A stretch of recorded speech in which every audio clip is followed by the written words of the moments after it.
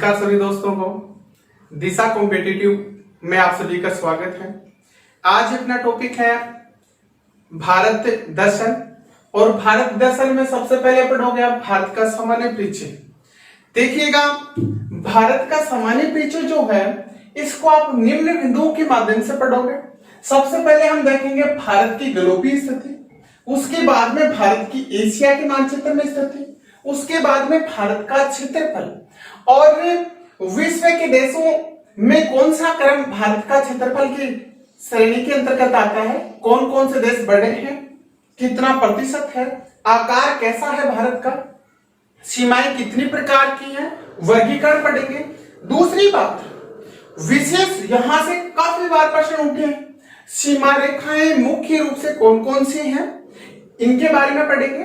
दूसरी बात, किसने भारत को किस नाम से पुकारा, कहने का मतलब नामकरण। इन टॉपिकों को मद्देनजर रखते हुए हम सामान्य परिचय को कंप्लीट करेंगे। सबसे पहले हम देखते हैं भारत की ग्लोबीय स्थिति। भारत की ग्लोबीय स्थिति अगर अपन देखते हैं तो ग्लोबीय स्थिति के अंतर्गत देखो, आप भारत को दो दृष्टि बिंदुओं से भारत का अध्ययन करोगे। सबसे जो पहला है वो है अक्षांशीय, ठीक है। नेक्स्ट जो है वो है देशांतरीय। क्या है? देशांतरीय। अब देखो, सबसे पहले देखिए हम, ये है आपकी पृथ्वी, ठीक है, और ये इधर है आपकी पृथ्वी। पृथ्वी को उत्तर से दक्षिण मतलब उत्तरी गोलार्ध और दक्षिणी गोलार्ध में बांटने वाली रेखा को आप बोल रहे हैं यहां पर भूमध्य रेखा। कौन सी रेखा? भूमध्य रेखा, या फिर हम बोल सकते हैं विषुवत रेखा। यह विषुवत रेखा पृथ्वी को दो समान गोलार्धों में, एक गोलार्ध कौन सा है? उत्तरी गोलार्ध, और दूसरा गोलार्ध कौन सा है? दक्षिणी गोलार्ध। क्लियर? अब अगर इधर हम देशांतरीय स्थिति से देखें तो ग्रीनविच रेखा, जिसको हम 0 डिग्री ग्रीनविच के नाम से जानते हैं, यह रेखा जो है वो संपूर्ण पृथ्वी को दो गोलार्धों में, एक गोलार्ध है पूर्वी गोलार्ध, क्लियर, और एक गोलार्ध है पश्चिमी गोलार्ध। देखना ध्यान से, अगर भारत का ग्लोब के ऊपर अक्षांशीय दृष्टि से गोलार्ध पूछे तो भारत पूर्ण रूप से भूमध्य रेखा के कौन से गोलार्ध में है? उत्तरी गोलार्ध में है। क्लियर? अब आपसे पूछा जाए भारत का अक्षांशीय दृष्टि से भारत कौन से गोलार्ध में है, तो आपको बताना है उत्तरी गोलार्ध में, ठीक है। भारत का अक्षांशीय विस्तार पूर्ण रूप से उत्तरी गोलार्ध में। अब अगर अपन इधर देखें, देशांतरीय विस्तार की दृष्टि से देखें पृथ्वी के ऊपर, ग्लोब के ऊपर भारत, तो देखो ग्रीनविच रेखा से भारत पूर्ण रूप से कौन से? पूर्वी गोलार्ध में, पूर्व में स्थित है। यहां से इस प्रकार से स्थित है यहां पर भारत ग्रीनविच रेखा से। तो आपसे पूछ लिया जाए कि ग्रीनविच रेखा के संदर्भ में भारत की स्थिति कैसी है, तो आपको बताना है पूर्वी गोलार्ध है। अब आपसे यह पूछ लिया जाए कि संपूर्ण पृथ्वी के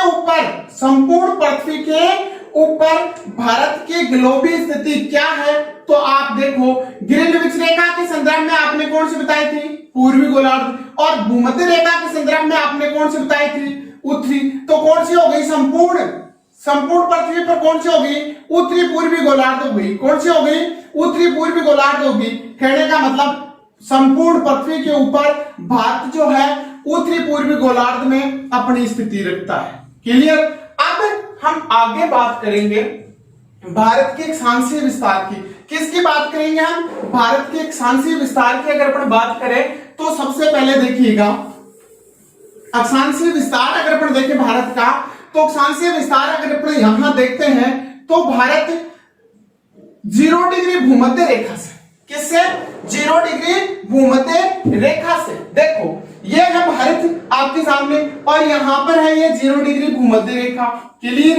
ये है 0 डिग्री, ये है यहां बिल्कुल नीचे जो है वो यहां पर है ये 0 डिग्री भूमध्य रेखा, और इस 0 डिग्री भूमध्य रेखा से यूं इस जगह पर है 8 डिग्री 4 मिनट।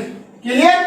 और यहां से लेकर के यहां इस जगह पर जो है वो है 37 डिग्री 6 मिनट। इस के अंतर्गत 8 डिग्री 4 मिनट उत्तरी अक्षांश से 37 डिग्री 6 मिनट उत्तरी अक्षांश के बीच में भारत बैठा है। ये देखो किसके संदर्भ में, भूमध्य रेखा के संदर्भ में। कौन सी दिशा में है, उत्तरी दिशा में है। जैसे जैसे हम भूमध्य रेखा से ऊपर की तरफ जाते हैं, ठीक है, तो अपनी जो अक्षांशीय मान है, अक्षांश मान है वो बढ़ता है। यहां 8 डिग्री से देखिए 37 डिग्री यहां पर हो गया। अब नेक्स्ट में आपसे यहां से प्रश्न ये पूछा जाता है कि भारत का सुदूर ठीक दक्षिणी अक्षांशीय बिंदु कौन सा है, तो इस जगह पर है आपका ग्रेट निकोबार। कौन सा है, ग्रेट निकोबार। और ये ग्रेट निकोबार जिस अक्षांश के ऊपर स्थित है वह अक्षांश है यहां पर 6 डिग्री 45 मिनट, ठीक है। अब देखिए भारत का सुदूर दक्षिणी बिंदु अगर पूछा जाए ग्रेट निकोबार बताना है। अगर भारत की मुख्य भूमिका, ठीक मुख्य भूमिका दक्षिणतम हिस्सा पूछे आपको 8 डिग्री 4 मिनट बताना है। देखिए इसके बाद में अगर अपन आगे देखते हैं उत्तरतम, ये तो क्या हो गया भारत का उत्तरतम बिंदु हो गया और ये हो गया भारत का दक्षिणतम, कैसा बिंदु, दक्षिणतम बिंदु हो गया। अब देखो दूसरी बात यहां से यह प्रश्न आता है कि भारत का कुल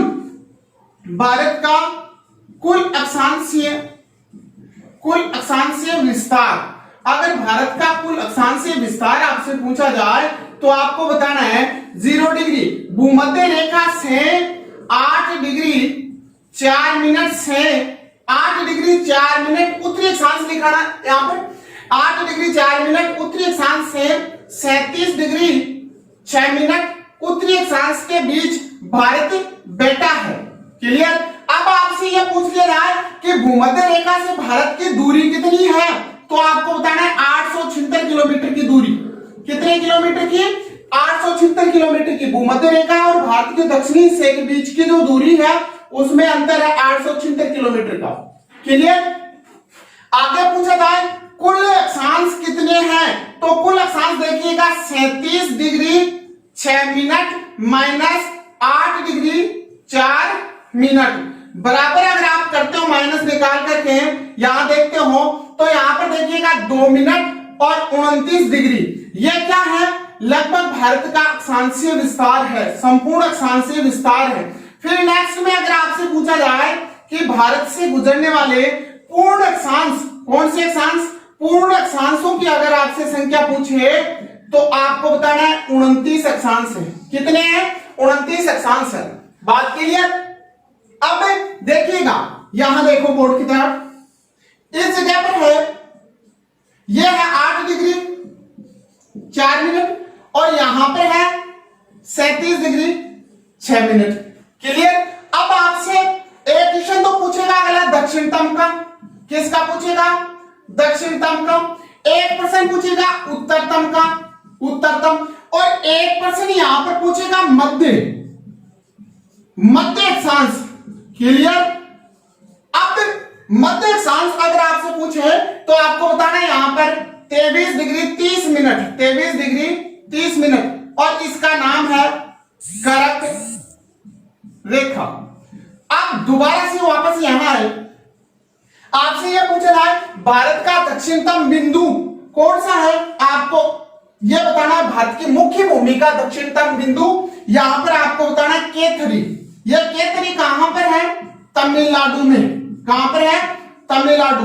अब केथरी का मतलब एक के का मतलब कन्याकुमारी, क्या, कन्याकुमारी। दूसरे के का मतलब केप कमोरिन, और तीसरे का मतलब आप यहां पर बताओगे कुमारी अंतरीप। क्या बताओगे, कुमारी अंतरीप। क्लियर। इसके बाद में अगर आपसे उत्तरतम बिंदु पूछे तो आप यहां पर अगर राज्य पूछे पहले के संदर्भ में तो आपको जेके बताना है, जम्मू कश्मीर। ठीक है। अब के संदर्भ में पूछे आपको क्या बताना है, लद्दाख बताना है। क्या बताना है, लद्दाख बताना है। यहां पर क्या है, यहां पर है इंदिरा कोल। इंदिरा कोल, कोल का मतलब होता है दरा, और दरा क्या होता है? दो पहाड़ों के बीच में सकड़ा जो रास्ता होता है उसको हम बोलते हैं दरा, जिसके माध्यम से आने जाने का कार्य होता है। क्लियर? अब यहां से आपसे यह भी पूछ लिया कि कुल अक्षांशीय विस्तार के साथ में कुल लंबाई, ये तो भारत का कौन सा बिंदु था? उत्तर, और ये भारत का कौन सा था? दक्षिण। बोला यहां से लेकर के यहां तक की कुल लंबाई, तो आपको बताना है 3214 किलोमीटर। कितनी बतानी है? 3214 किलोमीटर आपको इसके कुल लंबाई बतानी है। अब इसके संदर्भ में, इस ग्रेट निकोबार के संदर्भ में अगर पूछ रहे हैं तो मैं यहां बता रहा हूं, ग्रेट निकोबार 6 डिग्री 45 मिनट पर स्थित है। ग्रेट निकोबार, जिसको हम बोलते हैं ग्रेट निकोबार, अंडमान निकोबार द्वीप समूह का हिस्सा है। अब इसके संदर्भ में अगर आपसे पूछा जाए तो यह भारत का सुदूर, मतलब ठीक दक्षिण में स्थित, सुदूर दक्षिण में स्थित बिंदु है, वो है 6 डिग्री 45 मिनट। इसी को विभिन्न नामों से जाना जाता है, जैसे इसको हम कहते हैं पार्सन पॉइंट। क्या कहते हैं? Parson point. इसी को हम कहते हैं पिग्मेलियन। क्या कहते हैं? पिग्मेलियन। और इसी को कहते हैं इंदिरा पॉइंट। इसी को हम क्या कहते हैं? इंदिरा पॉइंट। और इसी को हम कहते हैं यहां लाही चांग। क्या कहते हैं? लाही चांग। यह चीजें आपको अच्छी से याद रखनी है। यह भारत का सुदूर दक्षिण बिंदु है, जबकि यह भारत की मुख्य भूमिका मतलब सलंग का मतलब ये कहीं से टूटा हुआ नहीं ना, यहां से यहां तक। और इधर जो पड़ा है वो क्या है? वो सुदूर है भारत का, लेकिन भारत से वो जुड़ा हुआ नहीं है। क्लियर? अब हम बात करेंगे यहां पर कि भारत के मध्य से जो गुजरने वाली जो रेखा है, ये रेखा है 23.5 डिग्री। रेखा का नाम आपको मैंने बताया करक रेखा। क्या नाम है? करक रेखा।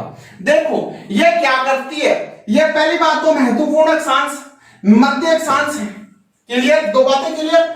अब ये करती क्या है कि ये एक तो भारत को दो समान भागों में, कितने समान भागों में? दो समान भागों में बांटती है। लॉजिक, दो समान भागों में बांटती है। उसके बाद में अगर आपसे पूछा जाए तो यह भारत को भारत को दो जलवायु प्रदेशों में, कितने? दो जलवायु प्रदेशों में भी यह विभाजित करती है। देखिएगा, यह है आपका भारत, और इस भारत के इधर से जो गुजर रही है यह रेखा, इस रेखा को हम क्या बोल रहे हैं? करक रेखा बोल रहे हैं। क्या बोल रहे हैं? करक रेखा बोलते हैं। ठीक है?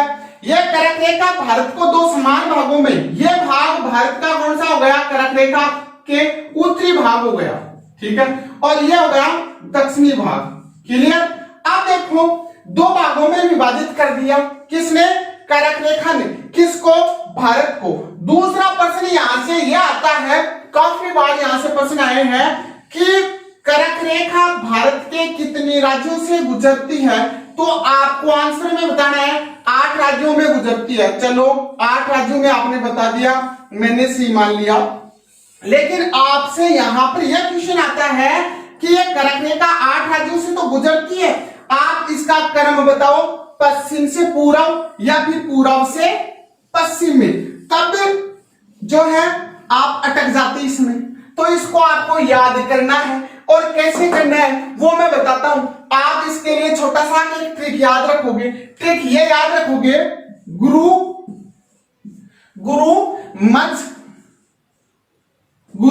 मध्य झा पवित्रम। अब देखो इसमें पहले आप बताओगे गुजरात। क्या बताओगे? गुजरात। उसके बाद में बताओगे आप राजस्थान। क्या बताओगे? राजस्थान। उसके बाद में आप बताओगे मध्य प्रदेश। क्लियर? उसके बाद में आप बताओगे छत्तीसगढ़। ठीक है? उसके बाद में आप यहां पर जाका मतलब यहां पर आप बताओगे झारखंड। क्या बताओगे? झारखंड। और इसके बाद में आप देखो पश्चिमी बंगाल बताओगे, पैका मतलब पश्चिमी बंगाल। क्या बताओगे? पश्चिमी बंगाल। और वी यहां पर क्या है? साइलेंट है। ती का मतलब आप त्रिपुरा बताओगे, ठीक है। और मैं का मतलब आप मिजोरम बताओगे। क्या बताओगे? मिजोरम बताओगे।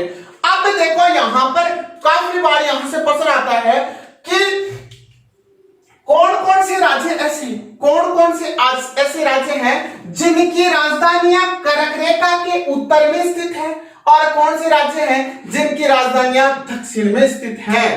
अब देखो यहां पर एक प्रश्न तो यह बन गया। तो एक तो है आपका राजस्थान, जिसकी राजधानी किधर है? कर्क रेखा के उत्तर में स्थित है, ठीक है। एक आपका राज्य है यहां पर त्रिपुरा। कौन सा राज्य है? त्रिपुरा, जिसकी राजधानी कर्क रेखा की क्या है? उत्तर में स्थित है। एक राज्य है मिजोरम। कौन है? मिजोरम, जिसकी राजधानी कर्क रेखा की किधर है? उत्तर में स्थित है। ये तीन राज्य हैं, राजस्थान और त्रिपुरा और मिजोरम। अब नेक्स्ट बात ये आती है कि ऐसा कर्क रेखा के ऊपर स्थित ऐसा राज्य जिसकी राजधानी कर्क रेखा के ऊपर स्थित है, तो आपको याद रखना है झारखंड। क्या याद रखना है?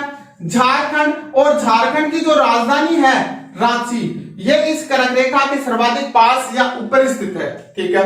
अब दूसरा प्रश्न आपसे यहां से यह आता है कि कर्क रेखा पर स्थित राज्य ऐसा कौन सा है जिसकी राजधानी सर्वाधिक सबसे ज्यादा दूर है? तो वो राज्य है आपका राजस्थान, और राजस्थान की राजधानी जयपुर सबसे दूर स्थित है, ठीक है। और नेक्स्ट जो है यहां से प्रश्न आता है कि कर्क रेखा की सर्वाधिक लंबाई किस राज्य में है? तो आपको बताना है मध्य प्रदेश। कहां पर है? मध्य प्रदेश में। और सबसे कम लंबाई अगर आपसे पूछ ले तो वो आपका है त्रिपुरा। कौन है? त्रिपुरा, ठीक है। ये बात क्लियर हो गई यहां से। अब देखो एक बार दोबारा से देखना, क्रम पूछे कौन सा? पूरब से पश्चिम या पश्चिम से पूरब। तो पश्चिम से पूरब में तो आप गुजरात बताओगे, राजस्थान बताओगे, मध्य प्रदेश, छत्तीसगढ़, झारखंड और पश्चिमी बंगाल, त्रिपुरा और मिजोरम। और पूरब से बताओगे आप मिजोरम, त्रिपुरा, पश्चिमी बंगाल और झारखंड, छत्तीसगढ़, मध्य प्रदेश, राजस्थान और गुजरात। क्लियर? अब देखो यहां से प्रश्न यह आता है कि कर्क रेखा ने राजस्थान को कितने जलवायु? 2 जलवायु प्रदेशों में, उनकी बात करते हैं। उससे पहले 2 महत्वपूर्ण चीज आप ध्यान दे लें। कर्क रेखा जो है कर्क रेखा के दक्षिण में स्थित का मतलब ये दक्षिण है, ये कर्क रेखा के ये जो है वो कौन है? साउथ, दक्षिण है। और ये कौन है? कर्क रेखा के उत्तर है, ठीक है। ध्यान से सुनना इस चीज को। कर्क रेखा के दक्षिण में स्थित सभी स्थानों पर सूर्य की किरणें वर्ष में कितनी बार? 2 बार क्या होती है? लंबवत होती है। इस चीज को ध्यान रखना। जबकि इस कर्क रेखा के उत्तर में स्थित जो स्थान है उन पर साल में एक बार भी लंबवत नहीं होती है। यहां पर सूर्य की किरणें लंबवत नहीं होती है। ध्यान रखिए इस चीज का। नोट, कर्क रेखा के ऊपर स्थित स्थानों पर, कर्क रेखा के ऊपर स्थित स्थानों पर साल में एक बार सूर्य की किरणें लंबवत होती है। यहां पर 2 बार लंबवत होती है, जबकि यहां पर एक भी बार नहीं होती है। इस बात को आप विशेष ध्यान रखें। आगे अगर अपन बात करते हैं यहां पर करते हैं तो सबसे पहले तो हम देखते हैं कर्क रेखा की स्थिति, और यह है पृथ्वी, ठीक है। पृथ्वी के ऊपर अगर अपन इसकी स्थिति देखें तो कर्क रेखा जो है यहां स्थित है, यह भूमध्य रेखा स्थित है, और यह है आपकी मकर रेखा। यह कर्क रेखा 0 डिग्री से 23.5 डिग्री कर्क रेखा और 23.5 डिग्री मकर रेखा, कर्क और मकर रेखा, ठीक है। और यह भूमध्य रेखा, यह इनकी स्थिति है। अब एक पर सर आपसे यहां से बढ़ जाता है कि कर्क रेखा को 2 बार काटने वाली भारत की नदी कौन सी है या उत्तरी गोलार्ध की नदी कौन सी है, तो आपको बताना है उस नदी का नाम है माही। क्या नाम है? माही नदी। यह क्या करती है? कर्क रेखा को, कौन सी रेखा को? कर्क रेखा को क्या करती है? 2 बार काटती है। कितनी बार काटती है? 2 बार काटती है। इसी माही नदी को क्या कहते हैं? राजस्थान की कांगो नदी के नाम से भी जाना जाता है। अब देखो इधर भूमध्य रेखा को जो काटती है उस नदी का नाम है कांगो। क्या नाम है? कांगो नदी। भूमध्य रेखा को 2 बार काटने वाली जो नदी है उस नदी का नाम कांगो, या फिर इसको आप बोल सकते हैं जायरे। क्या बोल सकते हैं? जायरे। नेक्स्ट अगर अपन यहां बात करें मकर रेखा की, तो मकर रेखा को 2 बार जो काटने वाली जो नदी है वो है लिम्पापो। लिम्पापो। अब देखो यहां से भी काफी बार क्वेश्चन आया है कि इन तीनों को रेखाओं को काटने वाली ये तीनों रेखाएं मुख्य मोस्ट है, क्यों है भी बताऊंगा। इन तीनों रेखाओं को काटने वाली ये 3 नदियां हैं और इन तीनों नदियों को आप याद रख सकते हो मां काली। कैसे याद रख सकते हो? मां काली। मां का मतलब यहां पर माई है, का मतलब कांगो है, ली का मतलब लिम्पापो है। अब हम देखेंगे ताप कटिबंध की स्थिति देखेंगे। ताप कटिबंध की स्थिति इसलिए देखेंगे क्योंकि इस कर्क रेखा ने भारत को कितने भागों में बांटा? 2 जलवायु प्रदेशों में, 2 समान भागों में बांटा। तो इधर वाले भाग में कौन सी जलवायु आती है, इधर वाले में कौन सी जलवायु आती है। ताप कटिबंध की अगर अपनी स्थिति करते हैं तो देखिएगा यह है अपनी पृथ्वी, ठीक है, और यह पृथ्वी यहां पर यह भूमध्य रेखा और यह मकर रेखा, इन रेखाओं के बीच में यहां कहने का मतलब भूमध्य रेखा से 23.5 डिग्री नॉर्थ में और 23.5 डिग्री साउथ में, इन दोनों क्षेत्रों के बीच में यहां पर जो क्षेत्र फैला हुआ है इसको हम बोलते हैं उष्ण कटिबंध। कौन सा कटिबंध बोलते हैं? उष्ण कटिबंध, ठीक है। इसके बाद में अगर अपन देखें उष्ण कटिबंध की एक मुख्य विशेषता आप याद रखना, आपसे पूछ लेगा कि सर्वाधिक अक्षांशों में जिस कटिबंध का फैलाव है तो वो कटिबंध कौन सा है, तो आपको बताना है कौन सा कटिबंध? उष्ण कटिबंध, इसका सबसे ज्यादा विस्तार। अब अगर हम नेक्स्ट की बात करते हैं यहां शीतोष्ण कटिबंध की, तो शीतोष्ण कटिबंध जो है वो शीतोष्ण कटिबंध की अगर अपन बात करें तो ये जो है शीत व ग्रीष्म ऋतु की प्रखरता के कारण ये इसको हम 2 भागों में विभाजित करते हैं। एक भाग इसका जो है वो कहलाता है यहां पर उपोष्ण। क्या कहलाता है? उपोष्ण कटिबंध। और एक भाग जो कहलाता है इस भाग को हम बोल सकते हैं शीतोष्ण कटिबंध के नाम से हम इसको जान सकते हैं। ध्यान दे थोड़ा सा, उपोष्ण कटिबंध में क्या होता है कि गर्मी जो है वो ज्यादा रहती है, जबकि यहां पर जो है सर्दी का प्रभाव ज्यादा रहता है। इस आधार पर हम ये बता सकते हैं कि शीतोष्ण कटिबंध के हमने कितने भाग किए? 2 भाग किए। अब देखो शीतोष्ण कटिबंध का विस्तार कहां से कहां तक है? वैसे शीतोष्ण कटिबंध का अगर विस्तार हम देखें तो 66.5 डिग्री तक है। अब इसके विभाजित भागों का अपन देखें तो 23.5 से 45 डिग्री उत्तरी अक्षांश, इसके बीच में जो कटिबंध है उस कटिबंध को हम बोलते हैं उपोष्ण कटिबंध, जबकि 45 से 66 के बीच में जो कटिबंध है उस कटिबंध को हम बोल सकते हैं शीत शीतोष्ण कटिबंध। कौन सा कटिबंध बोल सकते हैं? शीत शीतोष्ण कटिबंध। और 66.5 से यहां पर 90 डिग्री उत्तरी ध्रुव तक जो कटिबंध है इस कटिबंध को हम बोल सकते हैं शीत कटिबंध। क्लियर? कटिबंध की स्थिति आपकी क्लियर हो गई। अब आप खुद इसका आंसर दे सकते हैं। देखो मैंने क्या बताया, मैंने ये बताया 0 डिग्री से 23.5 डिग्री तक कौन सा कटिबंध? आपका आंसर होगा उष्ण कटिबंध। क्या होगा? उष्ण कटिबंध। अब आप देखिएगा 23.5 से 23.5 डिग्री उत्तरी अक्षांश से 45 डिग्री उत्तरी अक्षांश के बीच में जो कटिबंध फैला है वो आपका कौन सा कटिबंध फैला है? उपोष्ण कटिबंध। क्लियर? बात क्लियर हो गई ना? अब आपसे पूछा जाए कर्क रेखा ने भारत को कितने जलवायु प्रदेशों में विभाजित किया, तो आप आंसर क्या दोगे? 2 जलवायु प्रदेशों में। एक जलवायु प्रदेश कौन सा हो गया? उष्ण कटिबंध। दूसरा जलवायु प्रदेश कौन सा हो गया? उपोष्ण कटिबंध। अगर हम आगे इसके बाद में अगर अपन बात करते हैं तो बात आती है कि सूर्य की लंबवत किरणें, थोड़ा सा ये भी मैं आपको बता देता हूं।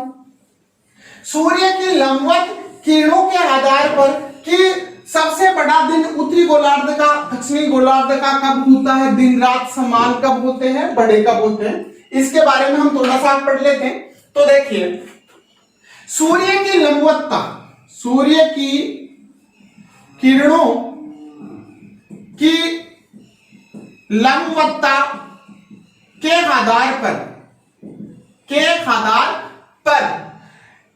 एक तो होता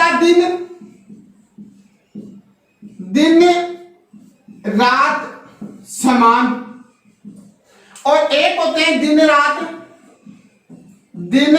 व रात कैसे बटे। यह कब होते हैं? देखिएगा, ध्यान दें, इधर बोर्ड की तरफ ध्यान दें। यह देखो, यह है आपकी पृथ्वी, क्लियर, और इसके ऊपर यह है आपकी भूमध्य रेखा, और यह है आपकी कर्क रेखा, और यह है आपकी मकर रेखा। सबसे पहले डायरेक्ट मैं बता देता हूं, 21 जून को क्या होता है?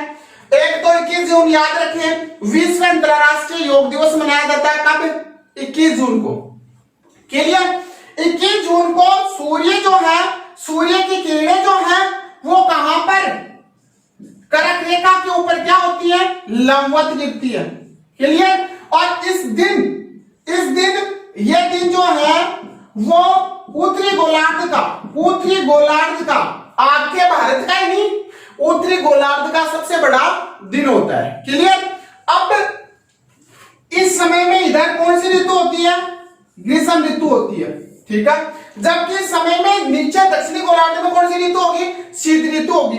अब यहां से सूर्य धीरे धीरे ऐसे हो जाता है दक्षिणायन। क्या हो जाता है? दक्षिणायन हो जाता है। और 23 सितंबर को सूर्य जाकर के लंबवत हो जाता है किसके ऊपर? 0 डिग्री भूमध्य रेखा के ऊपर। 0 डिग्री भूमध्य रेखा के ऊपर जैसे ही सूर्य 21 सितंबर को क्या होता है? लंबवत होता है। तो इस दिन क्या होता है? पहली बात तो यह होता है कि सूर्य यहां पर दक्षिणी गोलार्ध में पहली बार प्रवेश करता है। कौन से गोलार्ध में? दक्षिणी गोलार्ध में पहली बार प्रवेश होता है किसका? सूर्य का। दूसरी बात यह होती है कि यहां पर दिन और रात दोनों गोलार्धों में क्या होते हैं? बराबर होते हैं। 12 घंटे की रात, 12 घंटे का दिन होता है, क्लियर। और यहां से यहां तक के आने की, यहां से यहां तक आने की स्थिति को हम शीत विषुव के नाम से जान सकते हैं। शीत विषुव या फिर शरद विषुव के नाम से भी हम जान सकते हैं, ठीक है। अब यहां से सूर्य जो है आगे आता है इधर, और यहां मकर रेखा के ऊपर 23 या फिर 22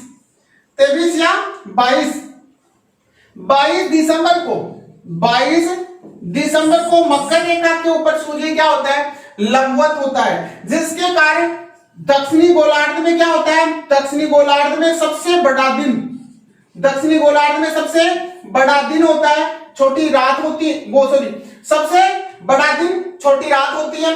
जबकि इधर जो है क्या होता है कि जब सूर्य दक्षिणी गोलार्ध में मकर रेखा पर लंबवत होता है तो यहां पर दिन बड़ा होगा, ठीक है, और यहां पर रात बड़ी होगी, और उत्तरी गोलार्ध में रात बड़ी होगी और दिन छोटा होगा, क्लियर। इधर ग्रीष्म ऋतु होगी, इधर कौन सी ऋतु होगी? शीत ऋतु होगी, क्लियर। अब यहां से सूर्य वापस चलता है और यहां पर आ जाता है 21 मार्च को। कितनी मार्च को? 21 मार्च को आ जाता है सूर्य। 21 मार्च को जैसे ही भूमध्य रेखा के ऊपर आकर के सूर्य चमकता है तो सूर्य का प्रवेश पहली बार कब? पहली बार हो जाता है कौन से गोलार्ध में? उत्तरी गोलार्ध में प्रवेश। कौन से गोलार्ध में प्रवेश हो जाता है? उत्तरी गोलार्ध में सूर्य का पहली बार प्रवेश हो जाता है। दूसरी बात, यहां पर जब चमकता है सूर्य तो दोनों गोलार्धों में दिन और रात कैसे होते हैं? समान। 12 घंटे की रात, 12 घंटे का दिन। कि ये बात क्लियर होगी। अब यहां से आगे आपसे प्रश्न यह पूछा जा सकता है कि दिन रात समान, तो दिन रात समान के लिए आप ये बता सकते हैं, एक दिन रात के लिए आप बता सकते हैं, दो डेट बताओगे। एक तो आप बताओगे क्या, 21 मार्च बताओगे। क्लियर? 21 मार्च की स्थिति को आप ये भी बता सकते हैं कि इस दिन सूर्य उत्तरी गोलार्ध में प्रवेश करता है। दूसरी बात, इसी को आप ये बता सकते हैं कि इसी को हम क्या कहते हैं? बसंत। कौन सी? बसंत विषव के नाम से जानते हैं। क्लियर? कब? 21 मार्च को। कहां पर? 0 डिग्री भूमध्य रेखा के ऊपर सूर्य चमकता है लंबवत। ठीक है, जब रात और यहां पर दिन बराबर बराबर होते हैं। इसके अलावा 23 सितंबर, कौन? 23 सितंबर को, 23 सितंबर को आप बताओगे शरद या फिर शरद या शीत विषव के नाम से इसको हम जानते हैं। और इस दिन सूर्य भूमध्य रेखा के ऊपर लंबवत होता है, दिन और रात बराबर होते हैं। सूर्य कौन से गोलार्ध में? दक्षिणी गोलार्ध में पहली बार प्रवेश करता है, पहली बार। ठीक है, अब यहां पर क्या होता है? यहां पर होता है 21 जून। 21 जून को उत्तरी गोलार्ध में सूर्य क्या होता है? लंबवत होता है। क्लियर? 21 जून के बाद में अगर आपसे बात पूछी जाए, यहां 21 जून को अंतरराष्ट्रीय दिवस के रूप में और करक संक्रांति के नाम से इसको जानते हैं। करक संक्रांति क्या कहते हैं? करक संक्रांति के नाम से। इसी को हम बोल सकते हैं उत्तरी अयनाइत के नाम से भी जानते हैं। और 23 या फिर 22 दिसंबर दक्षिणी गोलार्ध में, कौन से गोलार्ध में?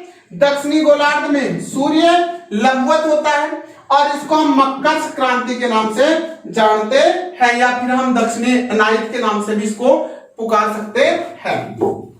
अब मेरे दो विशेष बातों को आप ध्यान रखें। एक विशेष बात ये ध्यान रखें कि करक रेखा और भारतीय मानक समय, इंडियन स्टैंडर्ड टाइम, इसके बारे में मैं अभी आगे आपको थोड़ा सा बताऊंगा।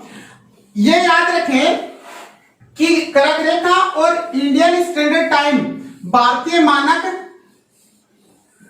देशांतर रेखा, दोनों आपस में कहां पर मिलते हैं? एक बात तो ये याद रखें।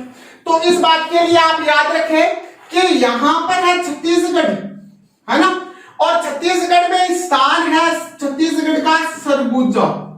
क्या नाम है? सरगुजा। इस जगह पर जो आपकी 82.5 डिग्री, इसी को हम बोलते हैं 82.5 डिग्री पूर्वी देशांतर, इसी को हम इंडियन स्टैंडर्ड टाइम के नाम से जानते हैं। जो कि ये देखिएगा, जो कि 0 डिग्री क्या है? ग्रीनविच है। क्या है? ग्रीनविच है। इस ग्रीनविच रेखा से 5.5 घंटे अपने भारत का समय क्या है? 5.5 घंटे आगे है। और इससे कौन सी दिशा में है? पूर्व में है। क्लियर? अब दूसरी बात को नोट करना। ठीक है, दोनों कहां पर काटती है? सरगुजा, छत्तीसगढ़। दूसरी बात, आपसे यहां से यह प्रश्न पूछा जा सकता है कि भारत की मानक समय रेखा किसको? श्रीलंका से होती हुई गुजरती है। तीसरी बात, आपसे यह पूछा जा सकता है कि भारत के कौन कौन से ऐसे राज्य हैं, भारत के ऐसे कौन से राज्य हैं जिनसे इंडियन स्टैंडर्ड टाइम रेखा, मतलब मानक समय रेखा, और जो आपकी करक रेखा है वो दोनों गुजरती हैं। तो देखो, एक तो है मध्य प्रदेश और एक है छत्तीसगढ़। इन दोनों से 82.5 डिग्री और 23.5 डिग्री, दोनों जो रेखाएं हैं, ये दोनों रेखाएं यहां पर क्या होती है? गुजरती है। दूसरा प्रश्न यहां से यह पूछा जा सकता है कि मानक समय रेखा के सबसे पास स्थित शहर कौन सा है? 82.5 डिग्री जो है देशांतर के आ गए अपन 82.82 डिग्री पूर्वी देशांतर, है ना, या फिर हम इसको बोल सकते हैं मानक समय रेखा। क्या बोल सकते हैं? मानक समय रेखा के पास स्थित शहर। तो आपको इसमें बताना है एक शहर जिसका नाम है रीवा और एक शहर जिसका नाम आप क्या बताओगे? सागर। रीवा और सागर, ये दोनों जो शहर हैं वो आप मेरे को बताओ कहां है? ये दोनों के दोनों है मध्य प्रदेश में। कहां पर है? मध्य प्रदेश में। याद रखें, अब ये भारत के कितने राज्यों से होकर के गुजरती है? तो आपको बताना भारत के या 5 राज्यों से। कितने राज्यों से? 5 राज्यों से होकर के गुजरती है। याद कैसे रखोगे? याद रखोगे, देखिए अभी टाइम चल रहा है आंधी का। किसका टाइम चल रहा है? आंधी का टाइम चल रहा है। और आप याद रखोगे इसको यूपी या ऐसे याद रख सकते हो, यूपी में छगु उड़ा आंधी से। किससे उड़ा? आंधी से उड़ा। कौन? यूपी में छगु उड़ा आंधी से। 5 राज्य हो गए साहब। देखो, उत्तर प्रदेश 1, मध्य प्रदेश 2, छत्तीसगढ़ कितना? 3, और ये आपका ओडिशा 4 और आंध्र प्रदेश 5। काफी बार प्रश्न पूछा गया है कि इसके पास में स्थित या दोनों रेखाएं कहां पर क्रॉस करती है, ये कितनी राज्यों से होकर के गुजरती है। तो आप इस चीज को याद रख सकते हैं। यूपी में छगुड़ा आंधी से कहने का मतलब उत्तर प्रदेश, मध्य प्रदेश, छत्तीसगढ़ और ओडिशा और आंध्र प्रदेश। अब दूसरी बात ये आती है, यही रेखा का मतलब है, यही रेखा 82.82 डिग्री श्रीलंका जो नीचे है ना यहां पर, इससे होकर के भी गुजरती है। आप आ जाओ वापस। अब हम जिस बात का अध्ययन कर रहे हैं वो है भारत का देशांतरीय विस्तार, जिसके अंतर्गत आपने 82.82 डिग्री पूर्वी देशांतर का, जो कि भारत को क्या करती है, मतलब 2 समय कटिबंधों में क्या करती है? विभाजित। अपन ये बता सकते हैं करती है। इस रेखा के इधर और इस रेखा के इधर जाने में भी 1 घंटे का समय, इधर जाने में भी इधर 1 घंटे का समय। अगर आप पूर्व से पश्चिम में आओगे तो 2 घंटे लगेंगे, अगर पश्चिम से पूर्व में जाओगे तो 2 घंटे लगेंगे, जबकि इससे उधर जाओगे तो 1 घंटा, इससे इधर जाओगे तो 1 घंटा। ये चीज आपके लिए पहले पढ़ चुके हो। आगे देखिएगा, आगे अगर अपन देखते हैं यहां भारत का देशांतरीय विस्तार अगर अपन देखें तो देखो यह है आपकी ग्रीनविच रेखा। ग्रीनविच रेखा के बारे में आप ज्यादा बता सकते हैं। इंग्लैंड के ग्रीनविच नामक नगर से गुजरती है। संपूर्ण पृथ्वी को 2 गोलार्धों में, एक गोलार्ध कौन सा? पूर्वी गोलार्ध है ये, और ये आपका पश्चिमी गोलार्ध। क्लियर? अब देखो इस ग्रीनविच रेखा से इधर से यूं इस प्रकार से अपने भारत का जो देशांतरीय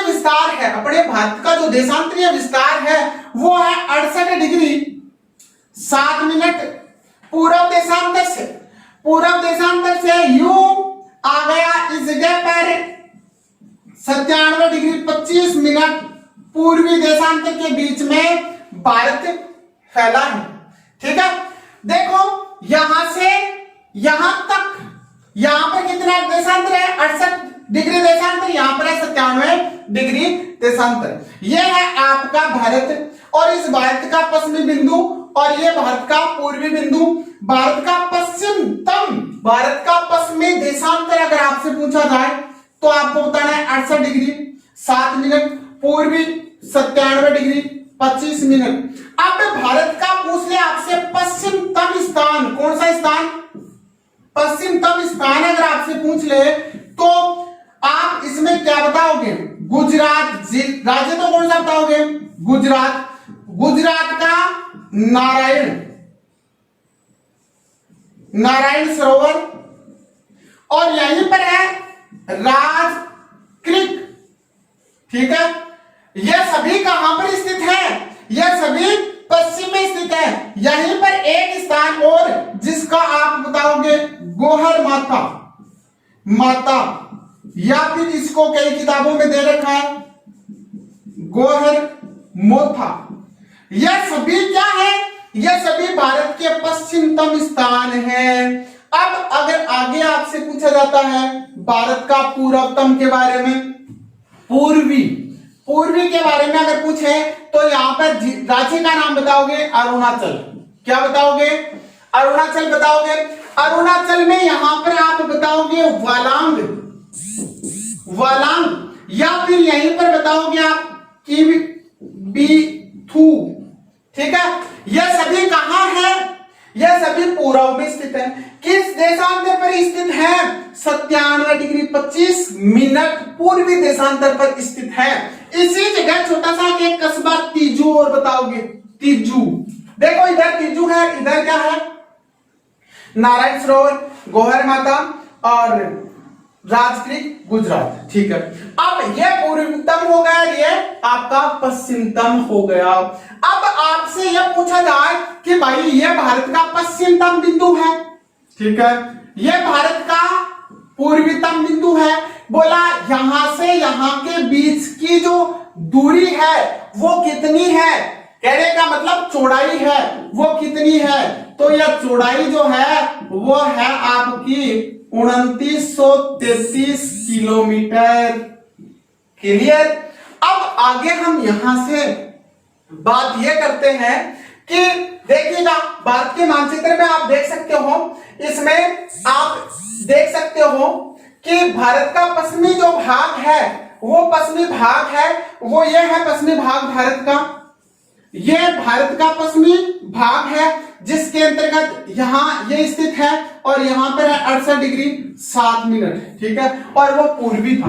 देखो यहां से यहां के बीच की चौड़ाई मैंने आपको बताई 2933 और उत्तर से दक्षिण की जो लंबाई थी वो लंबाई मैंने आपको बताई थी आपको कितनी? 3214 किलोमीटर। अब बहुत सी बार यहां से प्रश्न आ जाता है कि भारत की लंबाई और चौड़ाई में कितना अंतराल है, तो आपको बताना है 281 किलोमीटर। कितना अंतराल बताओगे? 281 किलोमीटर का क्या है अंतराल, आप इसमें बताओगे। आगे अगर अपन बात यहां पर करते हैं, तो सबसे पहले देखिएगा भारत की आकृति की अगर अपन बात करें,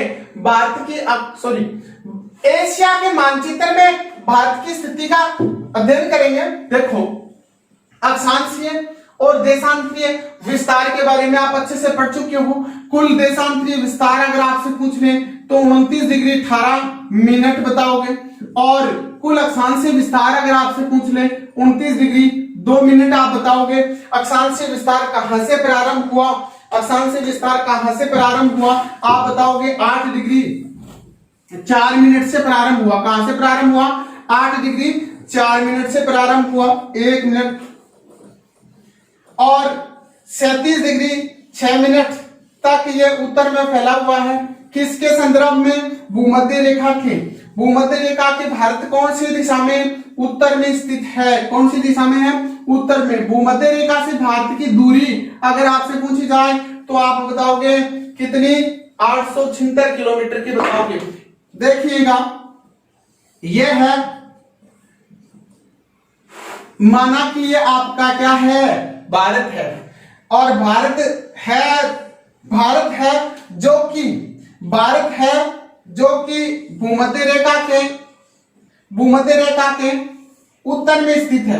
क्लियर? नॉर्थ में। यहां से भूमध्य रेखा के बीच में देख रहे हो दूरी, यहां पर आप देख रहे हो 8 डिग्री 4 मिनट, यहां पर आप देख रहे हो 37 डिग्री 6 मिनट। रिवाइज करवा रहा हूं, यहां यह ग्रीनविच रेखा थी, दिखाई दे रहा होगा 0 डिग्री ग्रीनविच रेखा। यहां से अगर आप देखते हो 68 डिग्री 7 मिनट, यहां पर अगर आप देखते हो तो 97 डिग्री 25 मिनट पूर्वी देशांतर। क्लियर? ये कुल पूछे आपसे तो 29 डिग्री 18 मिनट बताना है क्या? देशांतर। अक्षांश कुल पूछे 29 डिग्री 2 बताना है। पूर्ण अक्षांश 29 है और पूर्ण देशांतर भी 29 है। भारत का लगभग देशांतरीय और अक्षांशीय विस्तार जो है वो लगभग कैसा है, इक्वल, कैसा है, इक्वल, समान है। आगे अगर अपन बात करते हैं यहां पर तो अंतराल अगर आपसे पूछे तो आप अंतराल, लंबाई और चौड़ाई ये बताओगे आप कितनी, 3214, ये 2933, अंतराल हो गया 281। ठीक है, उत्तरतम स्थान पूछ सकता है, उत्तरतम स्थान, दक्षिणतम पूछ सकता है, पश्चिमतम, पूर्वतम, यह चीज मैंने अच्छे से आपको क्लियर करवा दी है। अब आपकी से भारत के मतलब भारत की स्थिति एशिया के मानचित्र में पूछे तो एशिया के मानचित्र में अगर भारत की स्थिति हम देखें तो भारत जो है एशिया के मानचित्र में दक्षिण में स्थित है। कहां पर है, दक्षिण में स्थित है, और दक्षिण में जो है वो भारत मध्यवर्ती, दक्षिणी एशिया राष्ट्रों में भारत मध्यवर्ती स्थिति रखता है।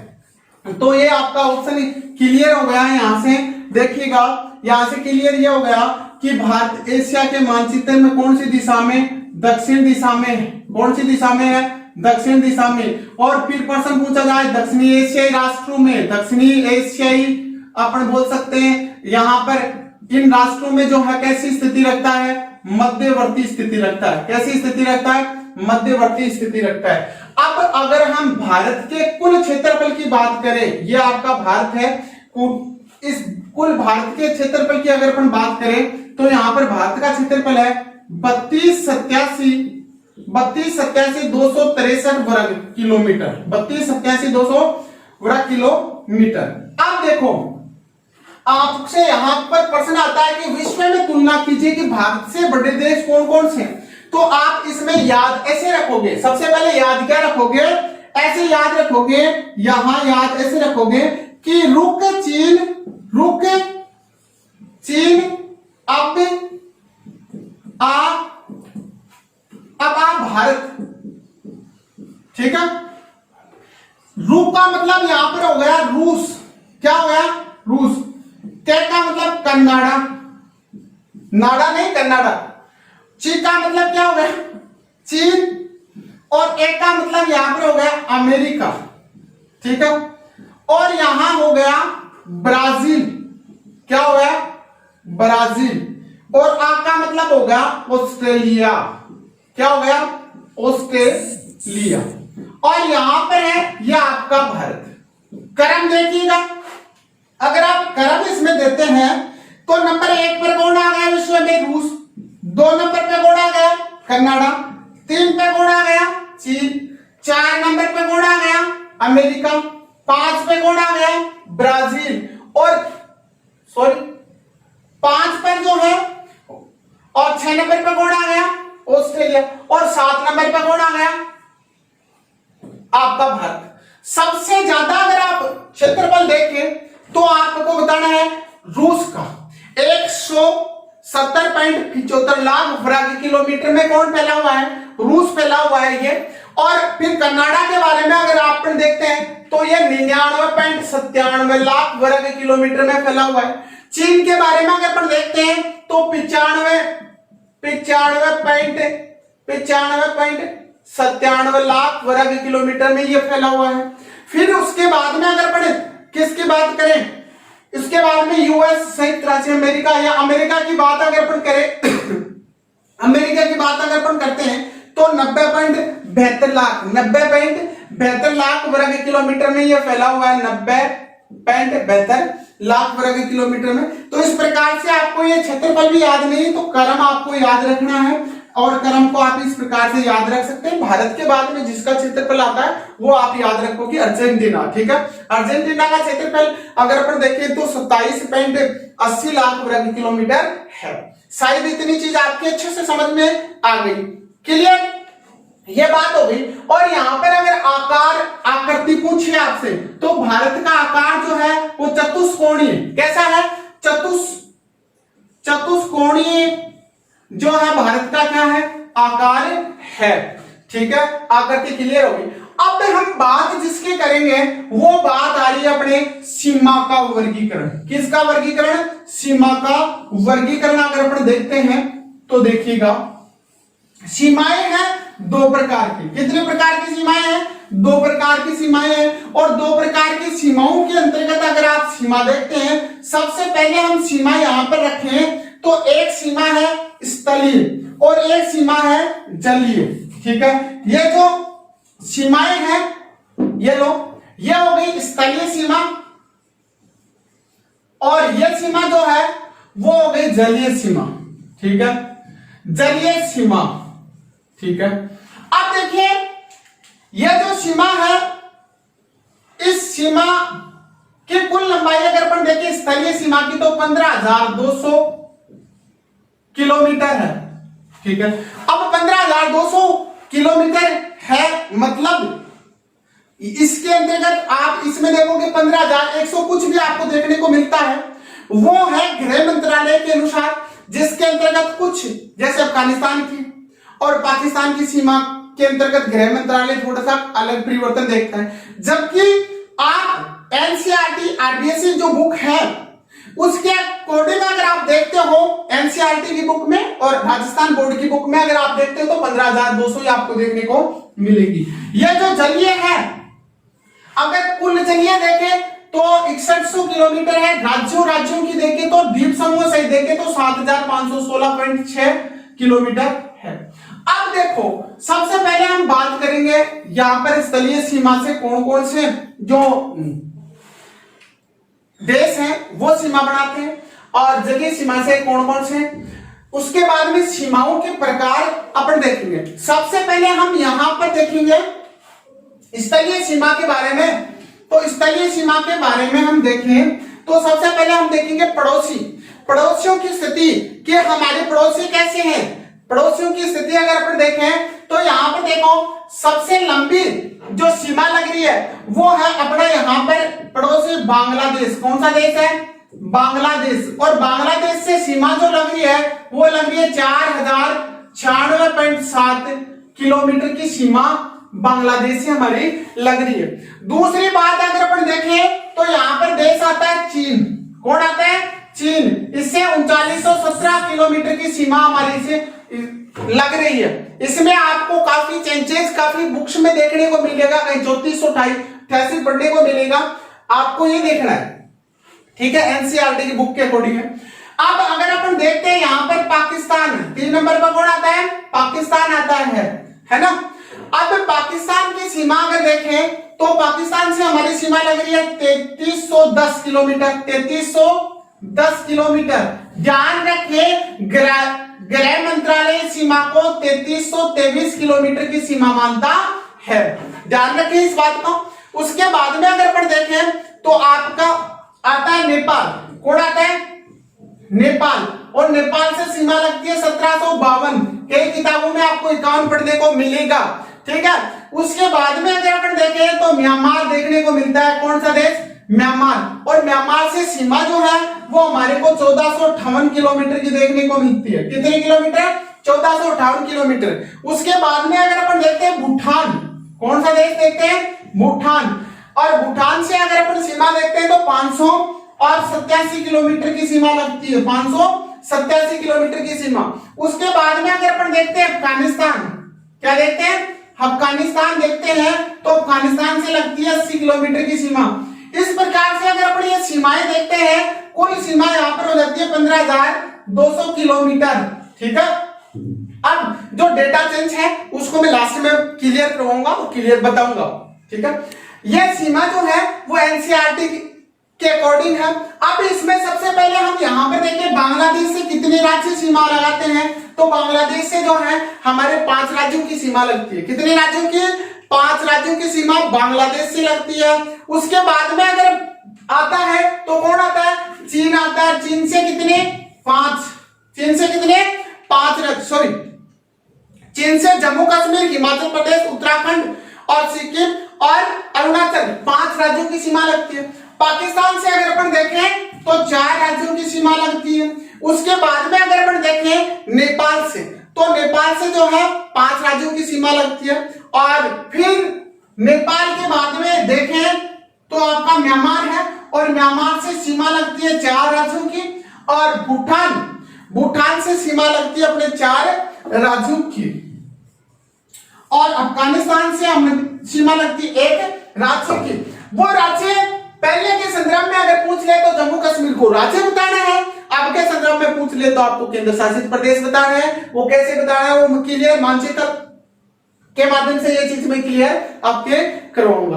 अब देखो ये रेखा, ये सीमाएं जो आ रही है, सीमाओं के बारे में हम देखेंगे। आप बांग्लादेश के संदर्भ में आप पढ़ोगे पूर्वी रेड क्लिफ के नाम से। कौन सी रेड क्लिफ? पूर्वी रेड क्लिफ रेखा के नाम से पढ़ोगे।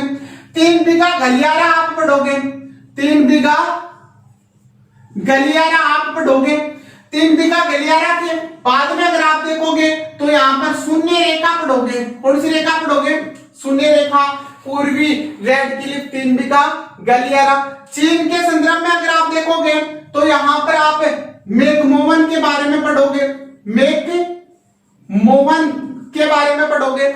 इसके साथ में आप यहां एलएसी के बारे में पढ़ोगे। और इसके बाद में यहां आप रेड क्लिफ और एलओसी के बारे में पढ़ोगे। यहां पर आप एलएसी के बारे में पढ़ोगे, लाइन एक्चुअल ऑफ कंट्रोल, है ना। अब अगर आप यहां देखते हैं तो यहां पर आप तराई, ध्यान में तराई क्या होती है, तराई मैं बताता हूं। यह है शिवालिक श्रृंखला, यह है महान हिमालय, यह है आपका ये महान हिमालय, लघु हिमालय और शिवालिक। देखो नदी यहां से निकलती है तो यहां पर मोटी मोटी क्या जमा कर रही है? भाटे जमा कर रही है। जहां पर मोटे मोटे भाटे जमा करती है उस क्षेत्र को हम बोलते हैं बाबर। क्या बोलते हैं? बाबर। बाबर प्रदेश में लुप्त नदी आती है ना, और जिस जगह पर प्रकट होती है उस क्षेत्र को क्या कहते हैं? तराई कहते हैं। तो वो तराई सीमा लगती है अपनी किससे? नेपाल से। मुक्त आवागमन के अंतर्गत जो श्रृंखलाएं आती है वो म्यांमार और भारत के अंतर्गत आती है। फिर भूटान और अफगानिस्तान के अंतर्गत आप पढ़ोगे, ढूंढ रेखा के बारे में आप अध्ययन करोगे। और इसके बाद में हम आगे देखेंगे।